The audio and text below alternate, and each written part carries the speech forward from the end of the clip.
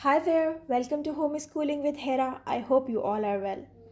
In today's video, I shall tell you about how to introduce pronouns to kids, but in the way of Jolly Grammar.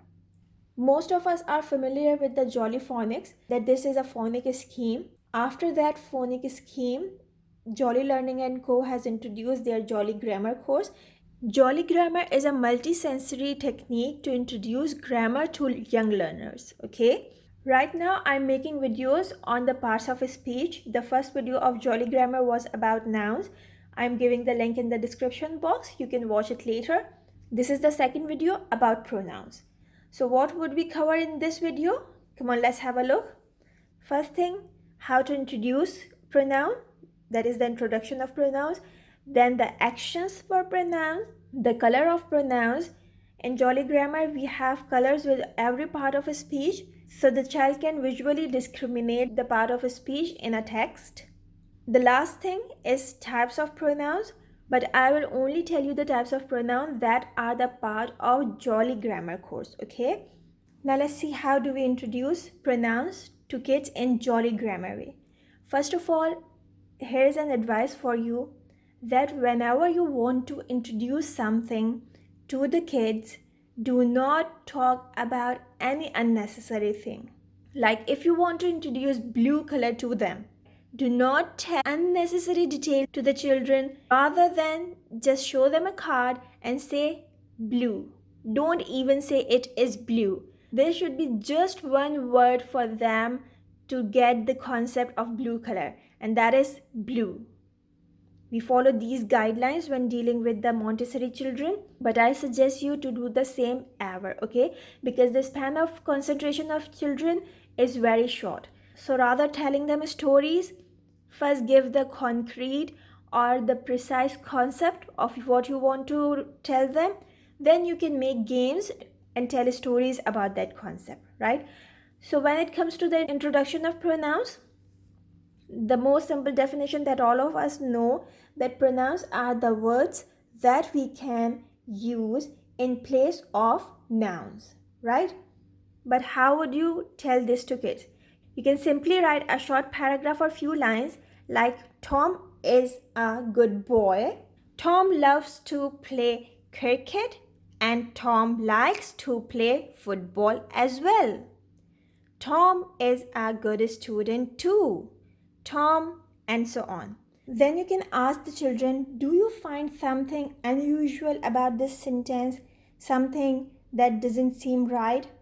Some of them may say that yes, the word Tom is getting repeated again and again, and some of them may not find any mistake, okay? So now tell them that this is not right to repeat the noun again and again if you're talking about the same noun.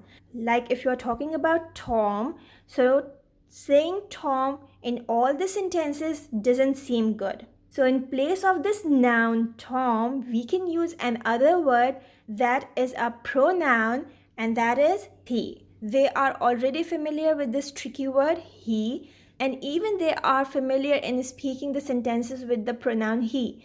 But now we are giving them the concept that how to write the sentences with pronouns, okay? So they will get it that, okay, this is he. And now cover all the unnecessary nouns with the pronoun he. Tom is a good boy, okay? He loves to play cricket, and he, again, cover Tom, and he likes to play football as well. Again, we put a pronoun here. He is a good student too. Then we again have Tom, cover it with he, okay? Now let's read these sentences. Tom is a good boy. He loves to play cricket, and he likes to play football as well. He is a good student too, and so on, okay?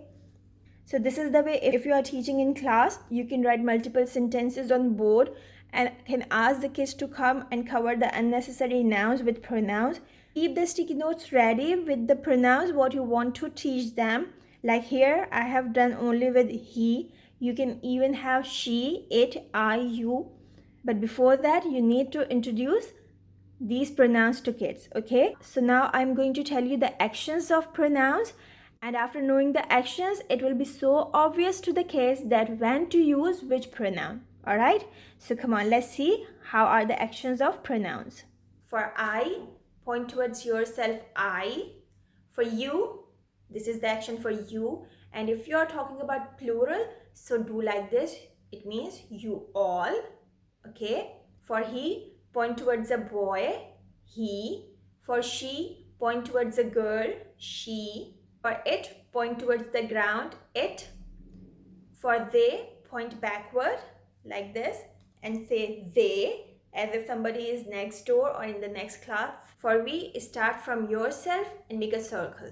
We. Start from here and make circle. We. It means in we, you are also including yourself. From here, we. Got it?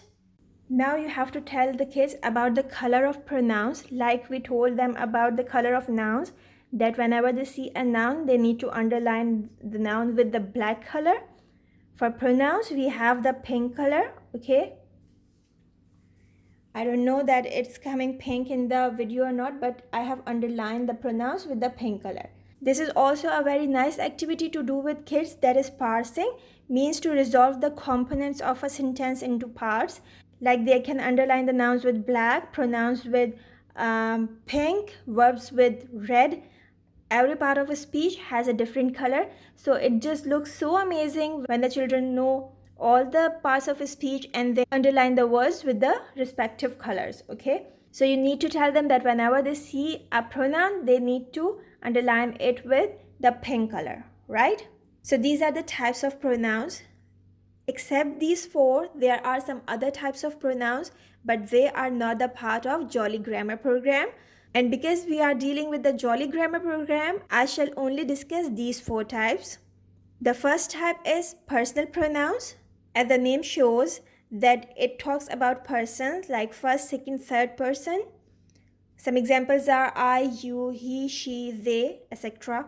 Possessive pronouns are those pronouns that show belongings, that something belongs to someone, like mine, yours, hers, and so on. Reflexive pronouns are those in which the subject and the object of the sentence is the same. Okay, like I hurt myself. I did an action and I received the action again. Okay, so the subject and the object of the sentence is the same. These are reflexive pronouns. Relative pronouns, this is an advanced type that we only deal in grade 5 and 6. The examples are who, that, which, and so on. If you want to learn about these pronouns in detail, so just wait for my next video. I shall be explaining all these types in detail and shall guide you how you can explain these types to your children or your students. Okay?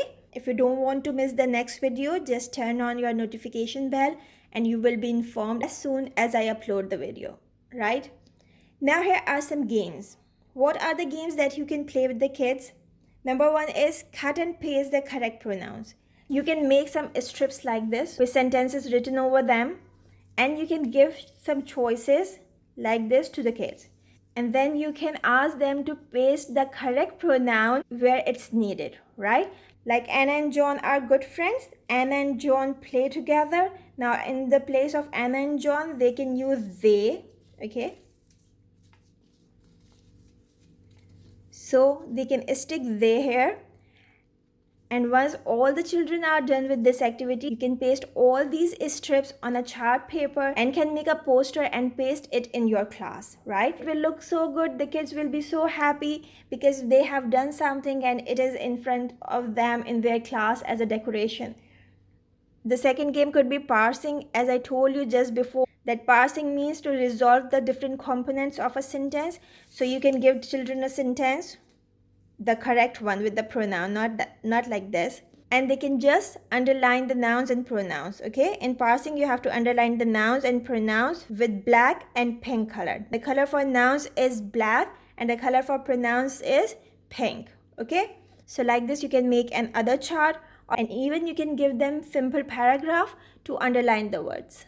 And believe me, these activities really encourage children for learning. Otherwise, grammar becomes so boring. So you need to be creative. You can create your own games rather than giving the kids just a simple definition and some example that he, she, it are pronoun. You can make some activities to register the concept clearly in their minds. Okay, so that's all for today's class. I hope you have got something new from this. If you have liked this, please hit the like button. I really wait for your comments, so please do comment. I shall see you soon with the next part of pronouns video. Till then, take care and bye for now. And don't forget, make it a great day. Bye.